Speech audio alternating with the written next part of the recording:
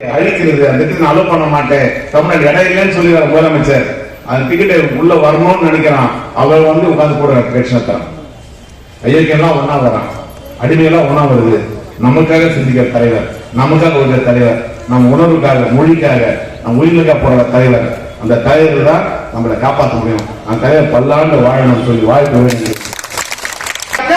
இந்தியாவின் தொகுதி வரையறை பிரச்சனைகளை பாதுகாக்க, ஜனநாயக குரலை பாதுகாக்க தலைவர் ஸ்டாலின் கூட்டி இருக்கிற கூட்டம் மீண்டும் கூட இருக்கிறது. அதே போல மொழிக் கொள்கையில் இப்போது தலைவர் ஸ்டாலின் அடிக்கிற அடி இந்தியாவில் இருக்கிற எல்லா மாநில மக்களும் திமுக தலைவர் மு க ஸ்டாலினை திரும்பி பார்த்துக் கொண்டிருக்கிறார்கள். நான் அடக்கத்தோடு சொல்லி நான் விடைபெற விரும்புவது, தந்தை பெரியார் இல்லை, மானமும் அறிவும் மனிதனுக்கு அழகு என்று சொன்ன பெரியாராக தலைவர் ஸ்டாலின் வாழுகிறார். தம்பி, பொது வாழ்க்கை என்பது தலையிலே சுமக்கிற மலக்குடையை போல, மலம் முகத்திலே வடியுமானால் மலத்தை துடைத்து எறிந்துவிட்டு உன் பயணத்தை தொடரு என்று சொன்ன பேரறிஞர் அண்ணா இல்லை. ஆனால் அண்ணாவாக தலைவர் அண்ணன் ஸ்டாலின் இருக்கிறார்.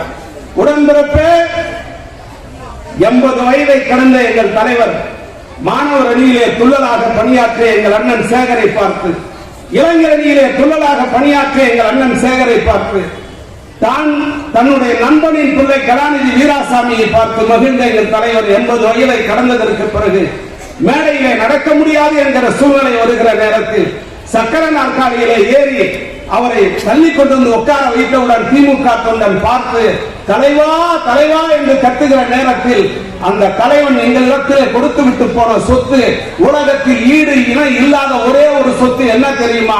அந்த தலைவன் மேடையில ஏறியவுடன் உயிரிலும் மேலான உடன்பிறப்பு என்கிற ஒரே ஒரு வார்த்தை திமுக காரனின் அசைக்க முடியாத சொத்து. அந்த தலைவனிடத்திலே அரசியல் கற்றுக்கொண்டவர்கள் நாங்கள்.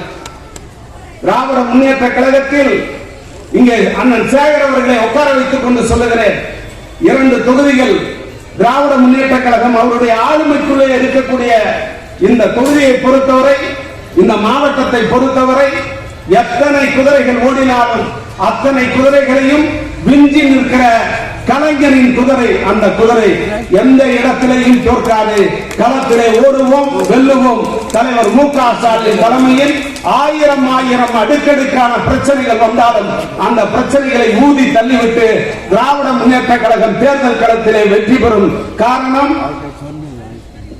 இந்த திமுக காரண்டா, குடும்பமே திமுக காரண்டா இப்படி எல்லாம் சொல்லுவோம்ல, அதை தாண்டி சேகர் பிறக்கும் போதே திமுக காரன், பிறக்கும் போதே திமுக கருப்பு சிகப்பு வேட்டியை, கருப்பு சிகப்பு துண்டை எடுத்துதான் கலாநிதி வீராசாமிக்கும் ஈரோடு இறைவனுக்கும் என்னுடைய அண்ணன் ஆர்டி சேகருக்கும் இங்க உட்கார்ந்து இருக்கிற நான் சேகருக்கும் என் பாட்டனும் என் தாத்தனும் எங்க அம்மாவும் அப்பாவும் நாங்கள் பிறக்கும் போதே கருப்பு சிவப்பு நிறத்தோடு தான் கோமணமே கட்டினார்கள்.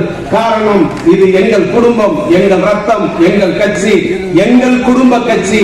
நாங்கள் உதயநிதி ஸ்டாலினையும் வாழ்க என்று சொல்லுவோம், இன்ப நிதியையும் வாழ்க என்று சொல்லுவோம்.